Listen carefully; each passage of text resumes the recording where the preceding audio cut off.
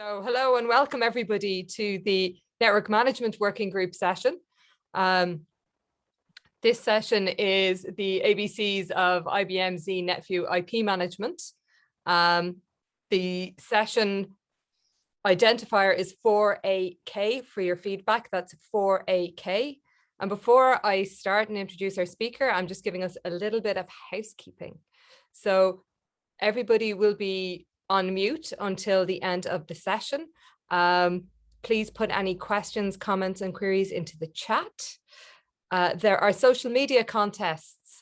So the hashtag is at GSE UK 2021, and you can tweet to at GSE UKC. It's also Facebook and Facebook and Instagram.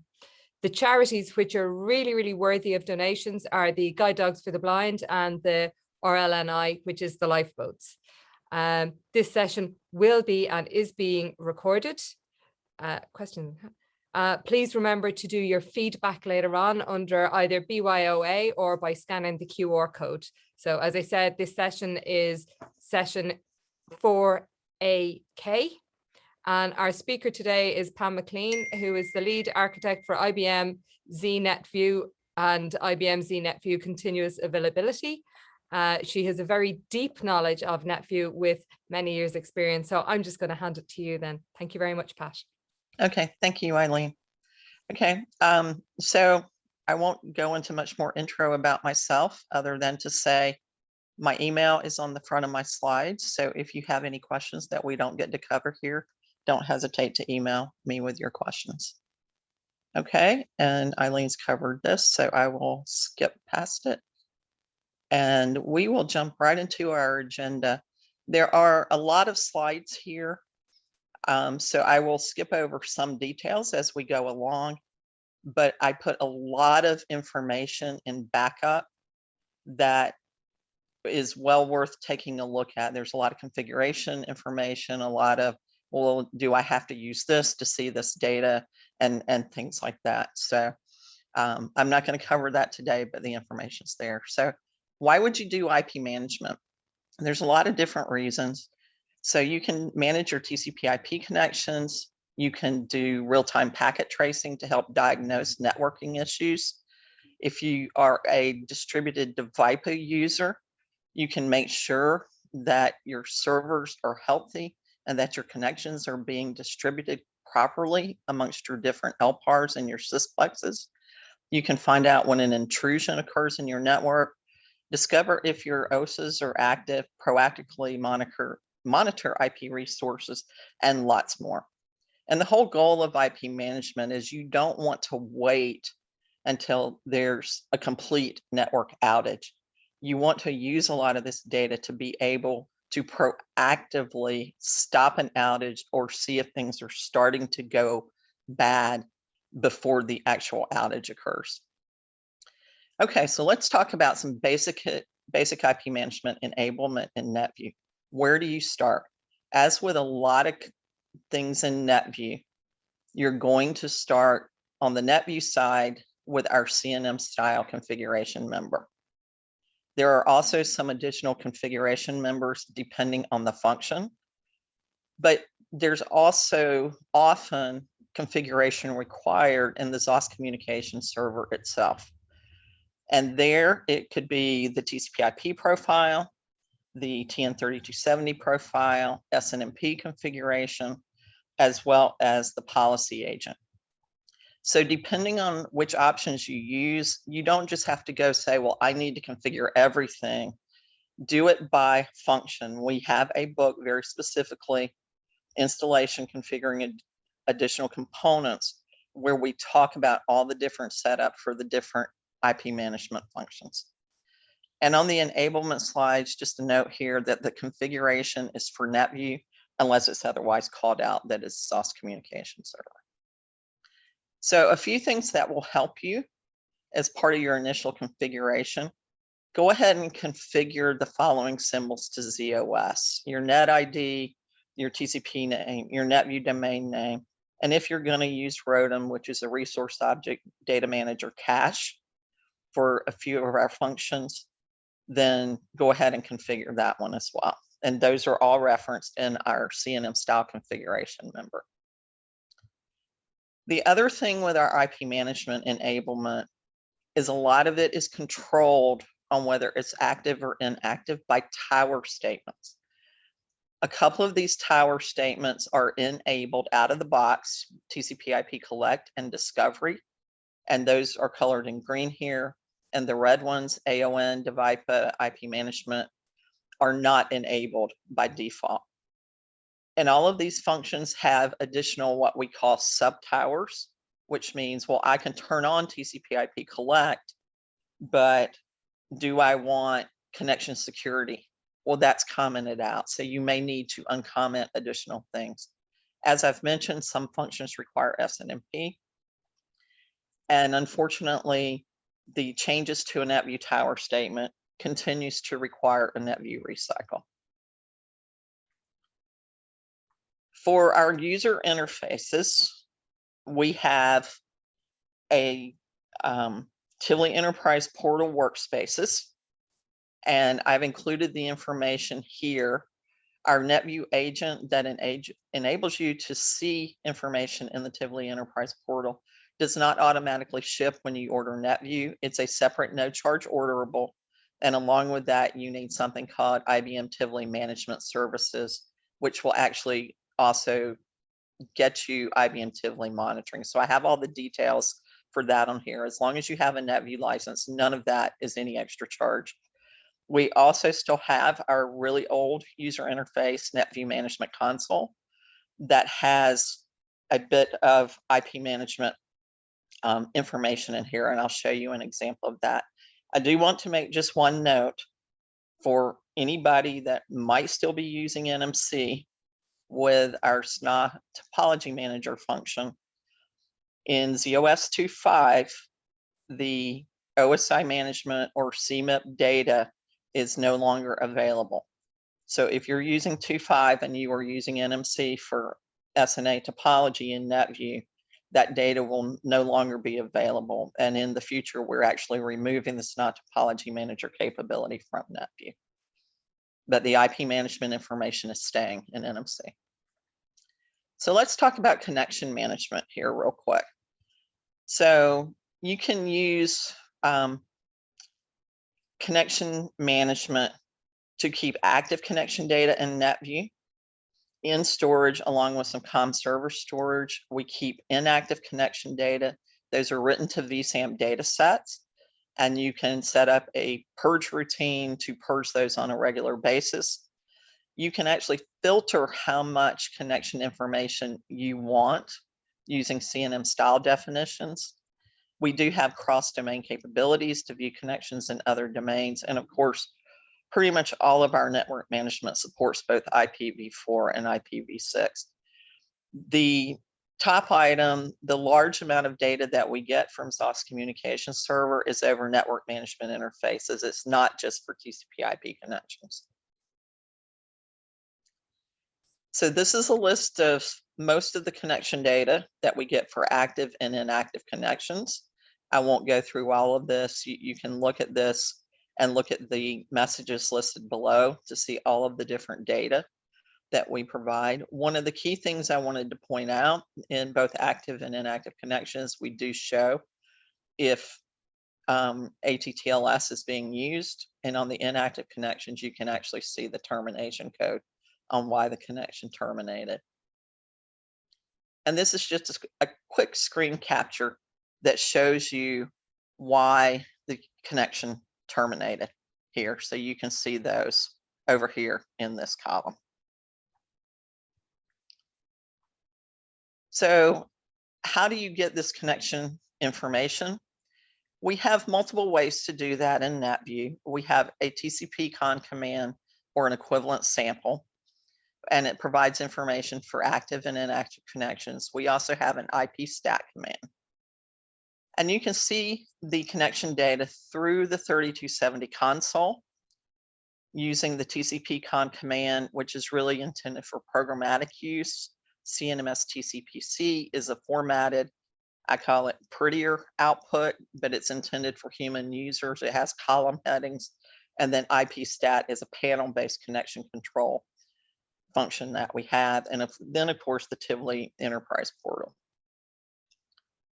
So with NetView 6.3, we added support for ZOS encryption readiness technology, or ZERT. This came out new in 2.3 for ZCS. And essentially what it does is it provides cryptographic security information for TCP/IP connections. So you can see whether your connections are sure, whether they're meeting your security standards for networking in your environment. And TLS, SSL, SSH, and IPsec encryption protocols are supported. And there's just a wealth of information here that is provided.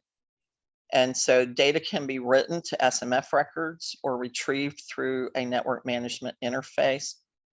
And the information is largely used for determining regulatory compliance or detecting connections with weak or no security. So I'm going to show you the information that we have in NetView related to this. So the ZERT support, as I said, we get the information through the real-time NMI, and we also get the SMF 119 records. We keep data for active connections. Today, we are not keeping inactive connection data or information for connections of less than 10 seconds in duration. And we're updating the information anytime the cryptographic attributes change for a connection. So if this is a long-living connection and something changes with one end, somebody connecting in, then that security degrades or upgrades, then we're actually going to show that information to you. Very much like TCP/CON, when I show you the syntax for the command, we have a new concept command that's, again, not very elegant output. It's for programmatic use. That we have a CNMS cert command, which is a sample intended for humans. Again, Tivoli Enterprise Portal information.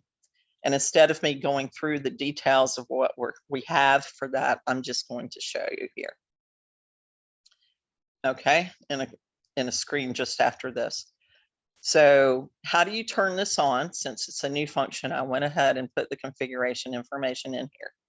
We do have a new sub tower on the TCP/IP collect tower.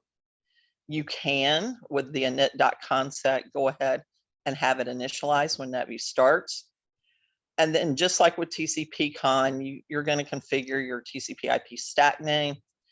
And the keep is where you can do the filtering. Decide which connections you want to see, which connections you don't want to see. If you're going to look at the data in the Tivoli Enterprise Portal, you might want to adjust the number of rows for the different new workspaces that we have. We try to do a best practice in those number of rows, but sometimes you may not need as many. Sometimes you may need to go to our maximum value.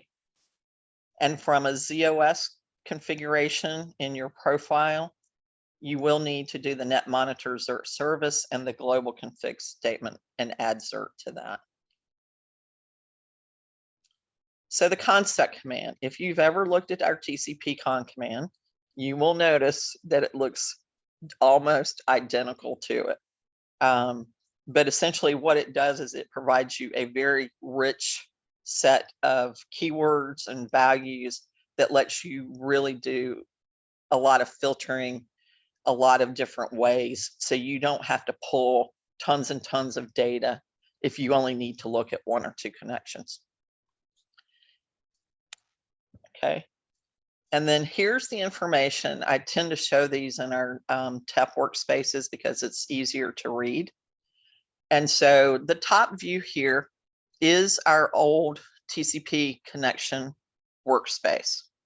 But in addition on that workspace now, we've added a new view, which is down at the bottom here, the security protocol counts for active connections. And you can see that out of these 10 connections that we have at the top, 6 are not secured at all, and then 4 are secured. You're using a variety of TLS, SSH, or IPsec. So we're going to look at each one of those briefly. So for TLS here, we have the security details for the connection. And I just put a circle here around the TLS version, because most of the time now we really want to see TLS version 1.2 or higher here. There are some scenarios where you may still need to use TLS version 1.1 if you're communicating with somebody that just, can't communicate at 1.2 or higher yet. So these are the types of metrics that we do get. You can also get certificate details for each of those connections. Whoops, sorry, I went a little too fast on you. And you can also get the Cipher Suite information. We actually will link you to a web page that will provide you information about the specific Cipher Suites. For SSH, this is some of the information you get. You can see the different algorithms, the different authentication for inbound and outbound messages, and all sorts of information here. And you can look and see if you need to upgrade it or it's good. And you can set, situations on these fields just like with any other workspace that the Tivoli Enterprise Portal supports.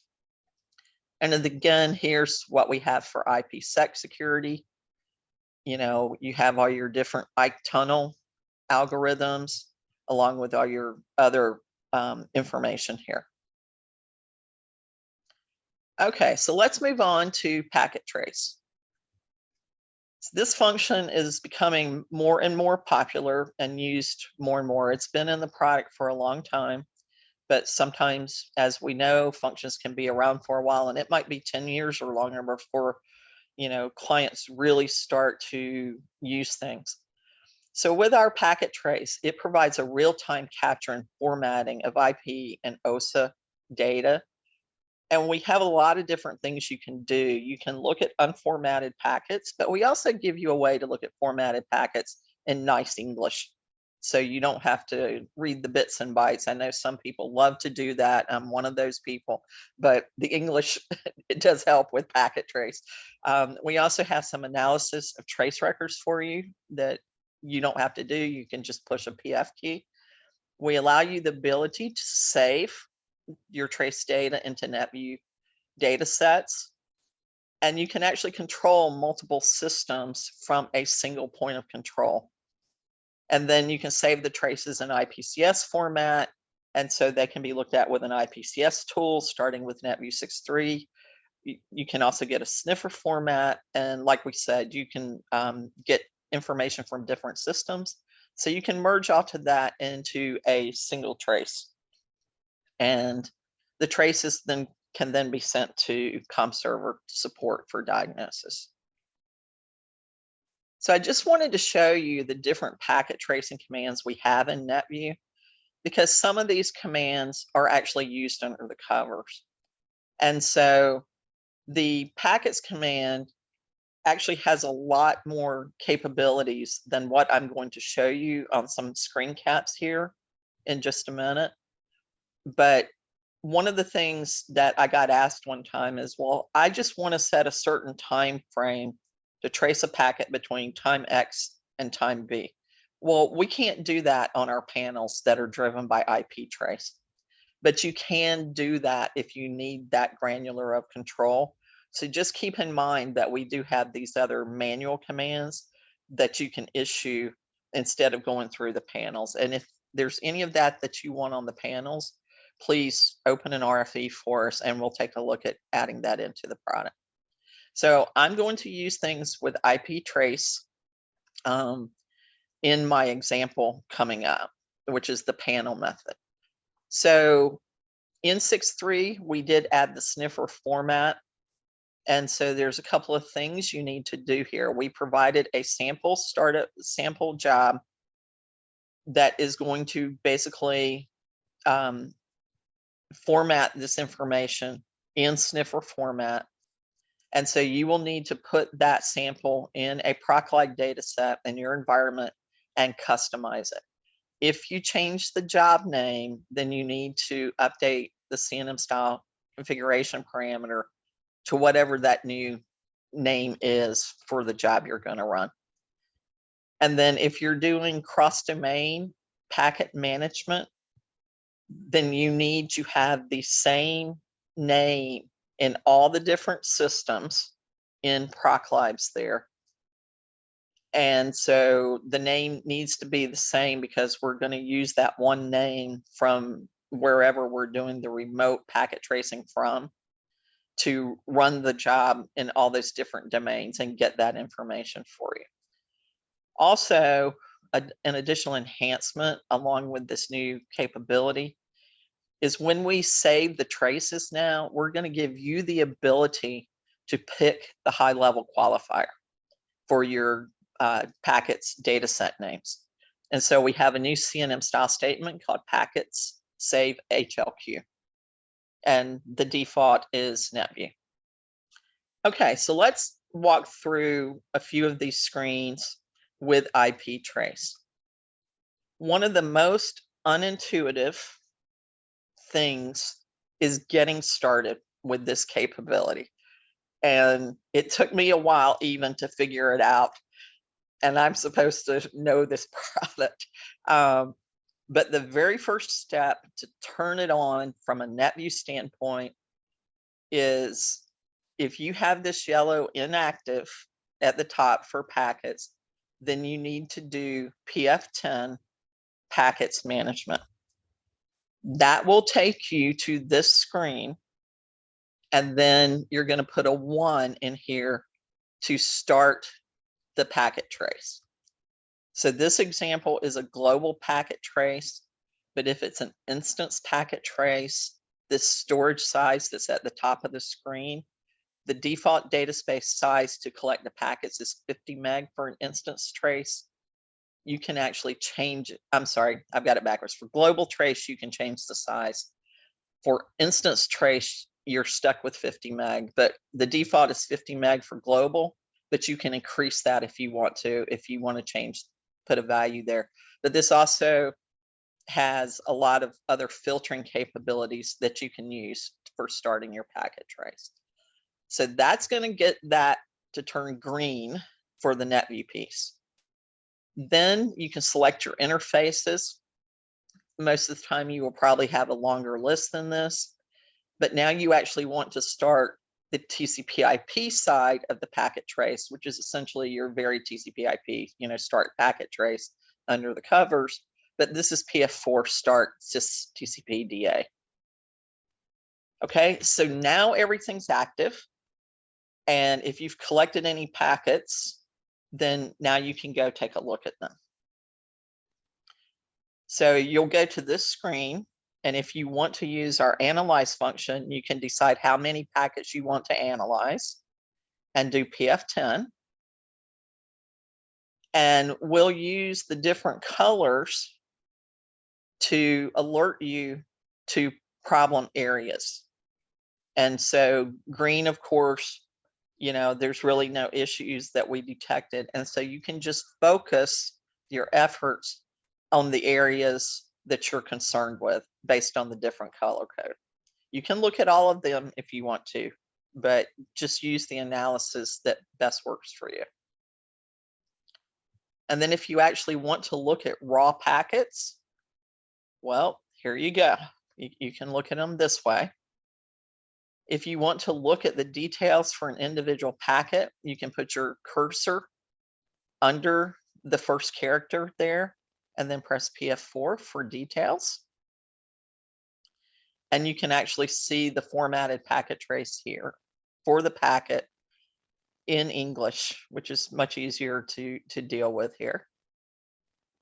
If you come back and now you want to save your packets, this new little pop-up thing highlighted in yellow is the new screen we have. So you can make the decision right here on this panel if you want to save this in a sniffer format. So if you want the sniffer file, you'll need to change the no to yes. We do have it set to no as a default to not change, prior behavior for people if they were happy using just a C-trace format. So that's a really quick run through of packet trace. So, if you have questions, just hold on to them and we'll see if we can get to them. So I was just checking my time there. So let's move on and talk about Discovery Manager. So this is basically discovering information about IP stacks and a lot of other information. So with stacks specifically, in the past, you used to have to configure them to a member called CNMPOLCY.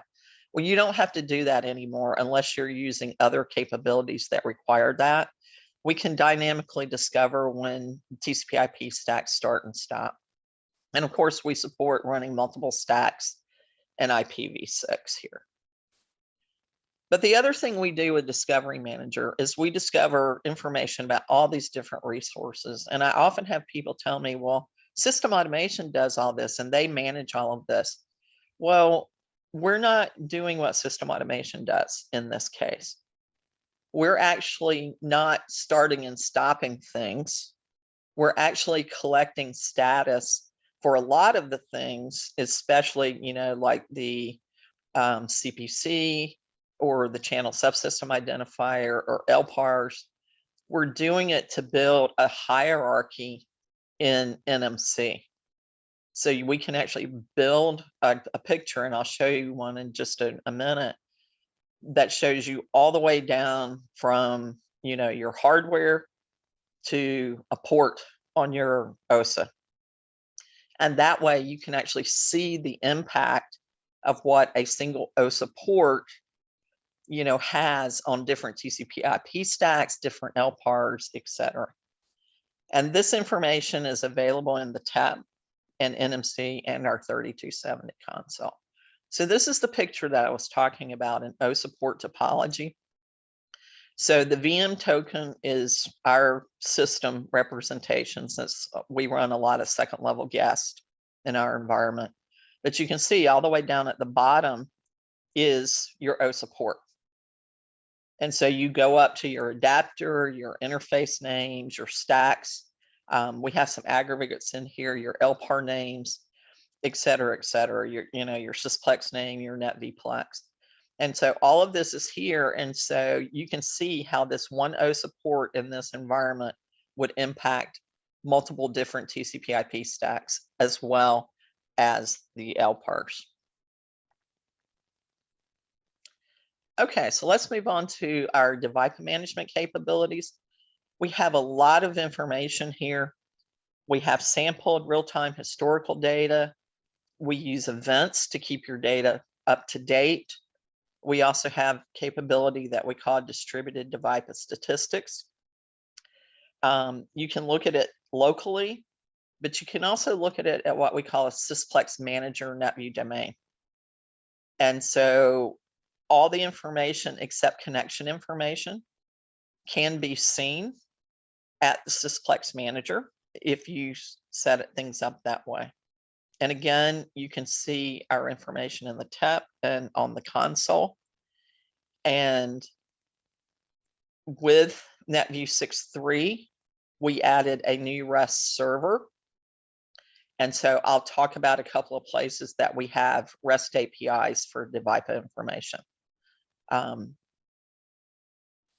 here. So we have all the information here. We have definition and status, lots of information for distributed devices, connections, VIPA routing, distributed device connection routing. And we display all of this information in the TEP, which is sampled, but it is updated by events, and there's historical data. And with our 3270 commands, the data is real time. And then this is a new piece that we added after NetView 6.3. We added a new distributed device REST API that includes information about your sysplex distributors, your targets, and your health information. We do not have this in Service Management Unite yet, but that information will be coming down the road. It's on our future roadmap. The events, I'm just going to cover this very briefly. If you enable this, this is a way just to pick up real-time device change information.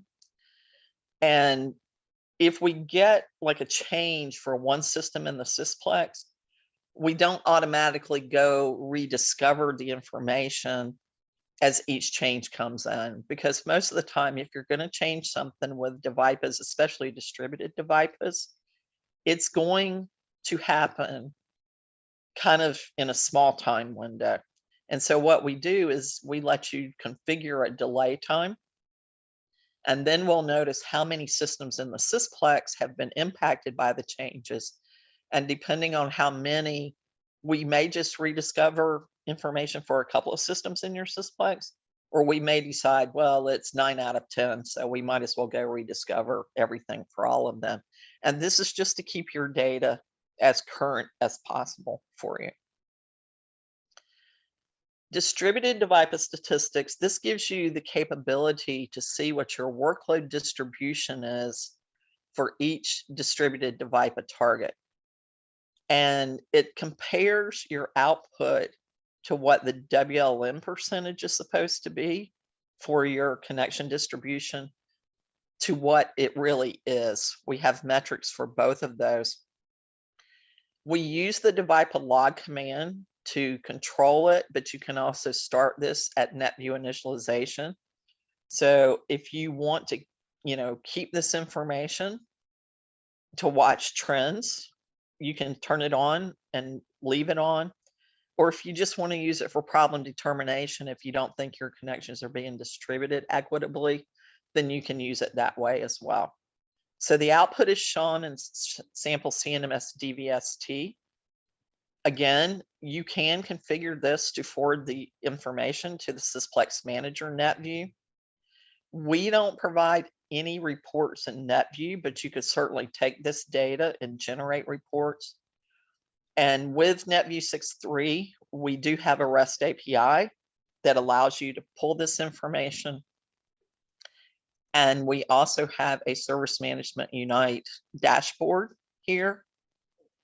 And this lets you fill in an IP address and a port and look at a connection distribution percentage over 5 intervals of data collection time.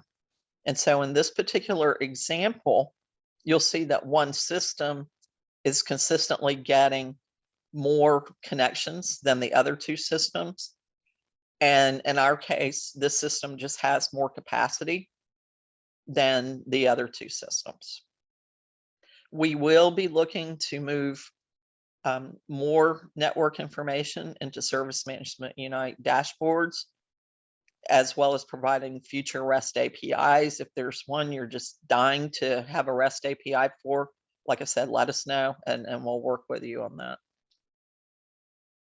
Okay, this is just another quick example here of how this is one of our health workspaces. And you can see here that one of the systems seems to be getting a lot more connections. So let me just blow this up so you can see it a little better. So we're looking at the one IP address, and if you look at the WLM weights, it's actually, one system has a 16 for the weight and 2 others have a 7. And you're kind of like, well, why is that? And then you can also see the other metric, that's almost double as well. And what it was in this case, this is a really, really old example, as you can see here by the hardwares. But it was just, it's a faster engine. It was a Z13 compared to 2 Z10s here. Okay, so let's talk about intrusion detection here. So with intrusion detection, we get the information from the ZOS communication server, but within NetView, we monitor these intrusions, and you can generate a NetView alert. You can send messages to specified operators, or you can send an email to somebody, for example, a security administrator using our inform policy. You can issue commands based on, doing, as a result of getting an intrusion. You can get more data. You could take an action such as close the port. We also have statistics. And you could get those statistics and send those to security administrators as well. So how do you enable this? So with NetView, you can use one of two towers, but you can't turn it on with both at the same time. You can use aon.tcp.ids, or you can use IPMGT with IPMGT.ids. Pick one, doesn't matter. It's essentially the same code and logic under the covers for both. Just a couple of different ways of getting at it. And then on the comm server side, you need Pageant, of course, your policy agent, the traffic regulation management daemon, and your syslog daemon, if you choose to get your notifications that way. So in your CNM policy in NetView, this is one of those cases where you need to configure some things there. You'll want to specify IDS auto equals yes, and then specify your interval. And then you're going to need to decide how you want to automate on these messages. Do you want to do it, have NetView do it just through console messages, or have us pull information out of syslog D? And that's in sample CNMS TIDS. Now, what you need to do, though, if you look down at the bottom, is you need to make sure that which one you pick in NetView matches the IDS report type action in Pageant for comm server of console or log. So those would need to match. And if you're going to do log, so you need to configure Pageant with that, as well as your other intrusion detection rules for what you consider an intrusion. Okay, if you're going with the syslog D file, then you need to run our CNME Unix server.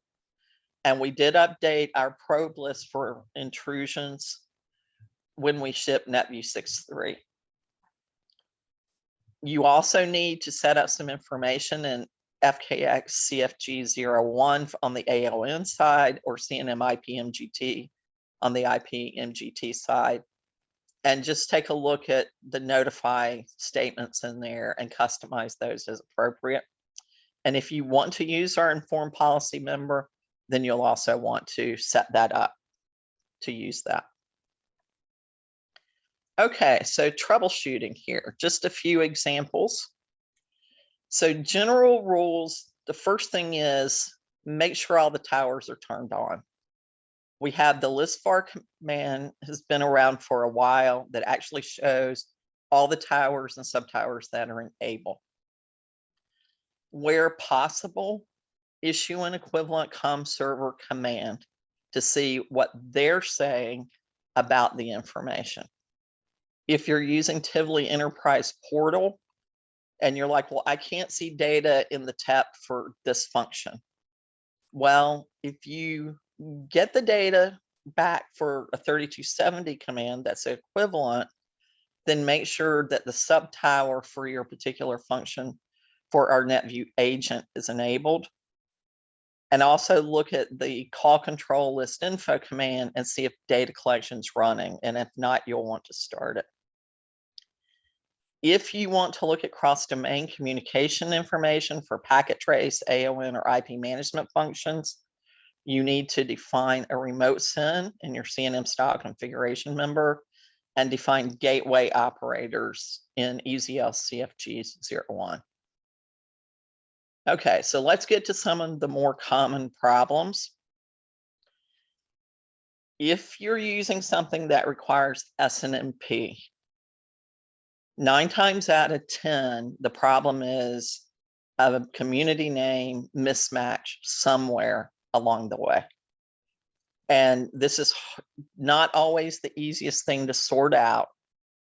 And so I've put some tips from the comm server book in here, but you want to make sure, that where you have things configured to comm server, then you want to look at the community name in NetView.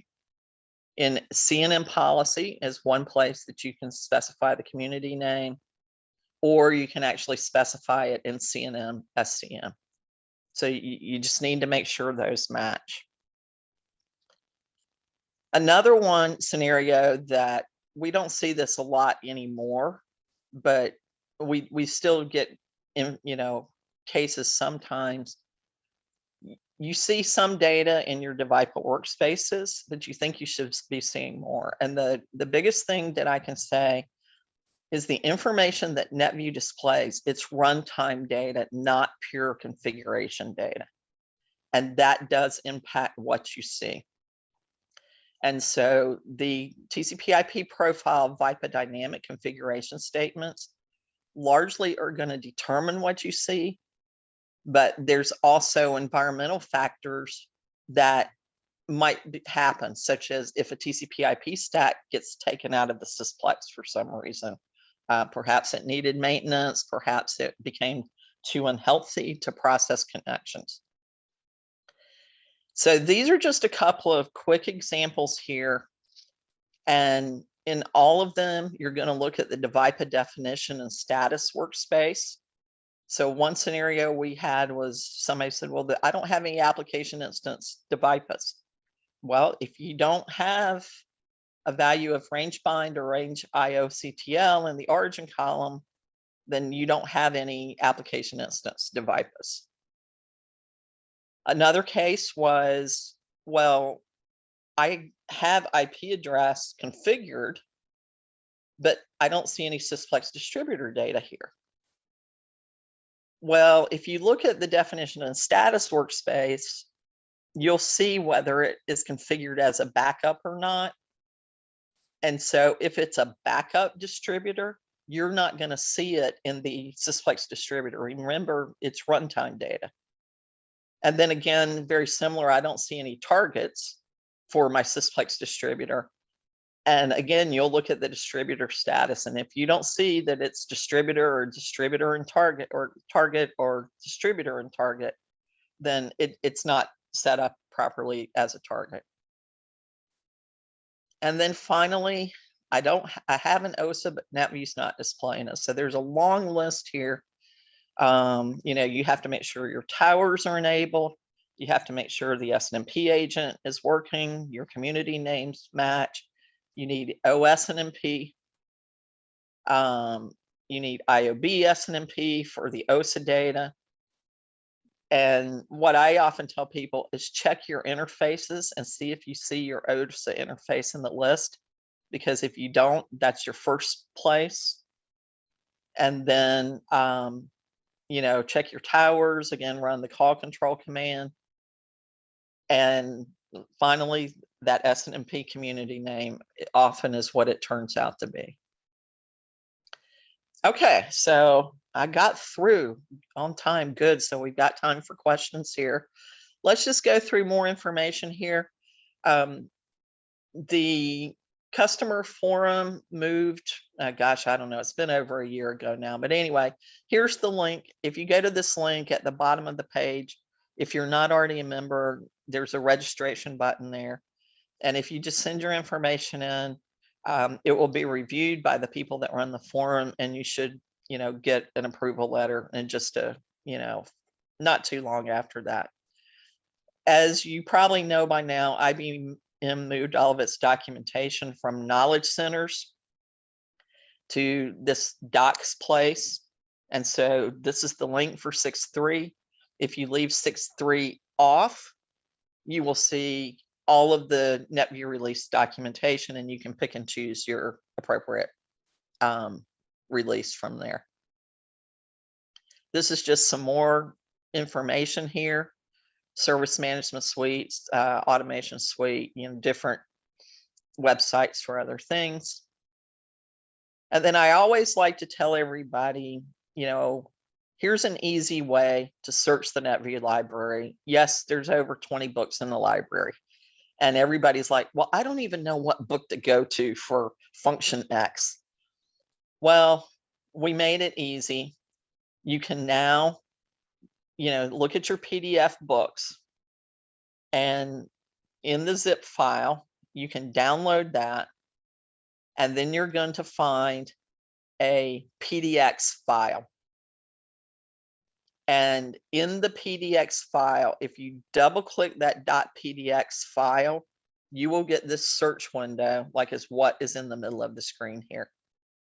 And you can type in whatever you want to search for.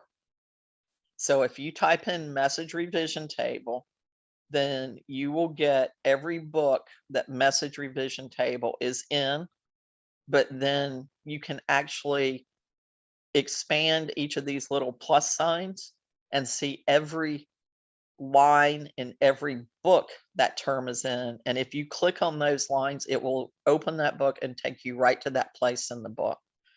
So that is I use that all the time. People are like, well, I don't know where to look. And I'm like, well, so I always teach our newer folks as they're coming in, it's like, go just put it on your personal machine and search when you're looking for things. It just makes it a lot easier. So, okay, so I'm going to skim through all this back up so you can see all the different stuff that's here.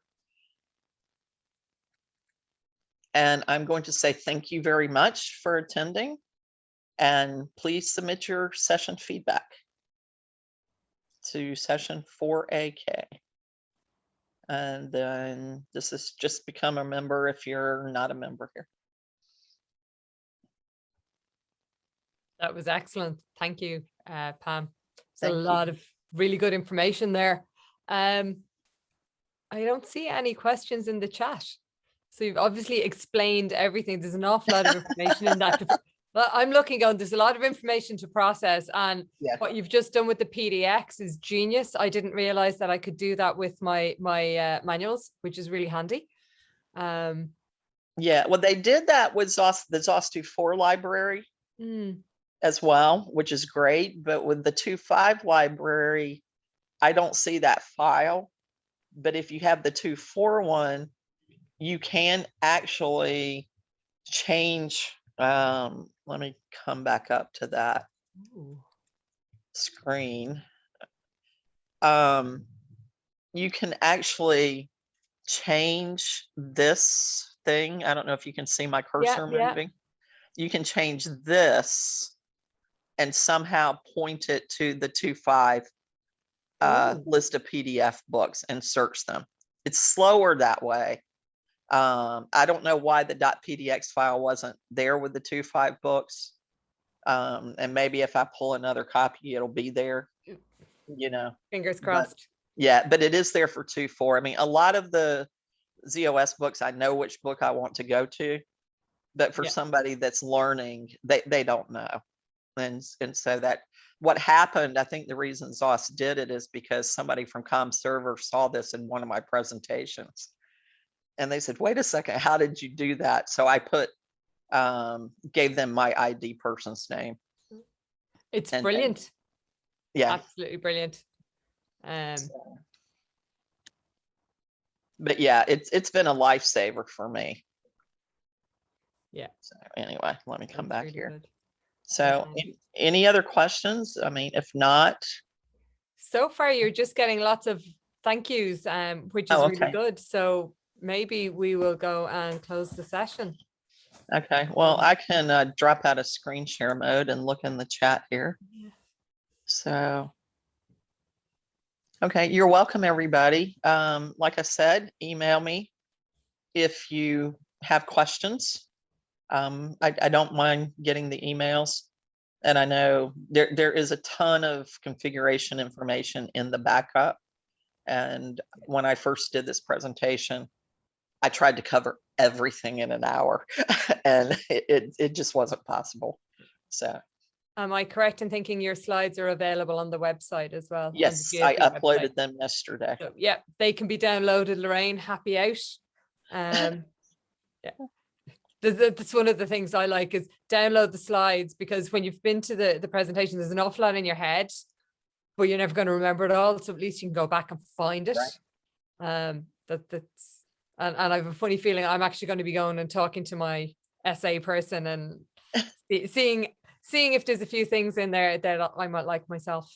Well, and that's not everything. I just included the key capabilities that we're seeing a lot more people use these days. We have to start somewhere. Yeah, I agree. So I'll start from there, and then we'll see where we go. because But my we're, next big thing is yeah, 2.5, installing 2.5, but I do a bit of the network stuff with us as well. So yeah, so thank you very much, Pam. That has been brilliant. And thank you to everyone else. Please remember your feedback. Remember the social media competitions. Remember the charities that are really, really worthy causes. And if you donate to them, you will be entered into the raffle. Feedback, and that is it. So okay. thank Thank you you, very much. everybody.